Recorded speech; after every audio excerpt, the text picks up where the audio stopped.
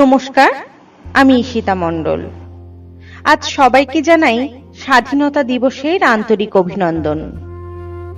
আমরা সবাই জানি পতাকার তিনটি রং, কিন্তু আজ কবি সুকান্ত আচার্য তার কবিতায় পাঁচটি রং ব্যাখ্যা করেছেন একটি শিশুর মাধ্যমে। শুরু করছি আজকের কবিতা, পতাকার পাঁচটি রং। বলো তো দেখি, পতাকায় মোদের কয়টি রং আছে? শিক্ষক এসে শুধালেন হেসে দ্বিতীয় শ্রেণীর কাছে।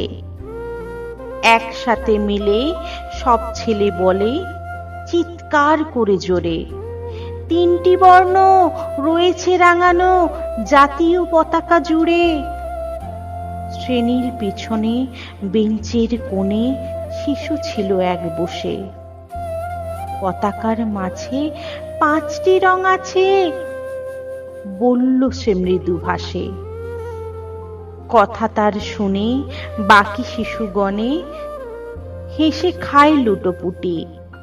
শিক্ষক রেগে বলেন হেঁকে, বোঝাও কি করে পাঁচটি?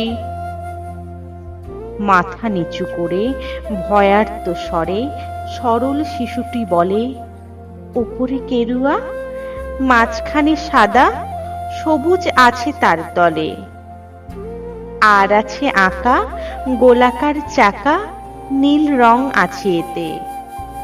শিক্ষক বলে, এটিকে ধরলে তবু হচ্ছে চারটি।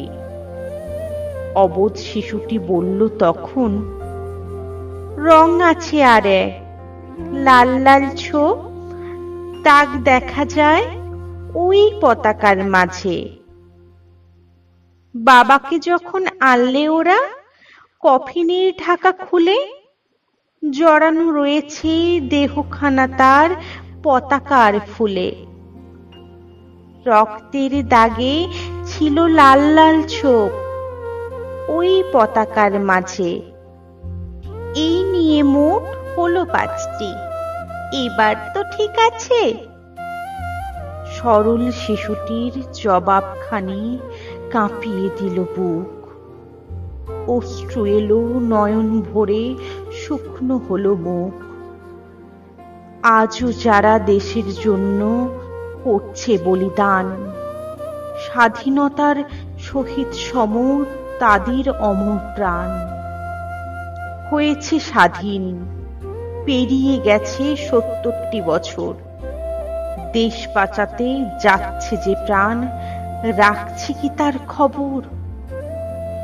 দেশ বাঁচাতে যাচ্ছে যে প্রাণ, রাখছে কি তার খবর? নমস্কার।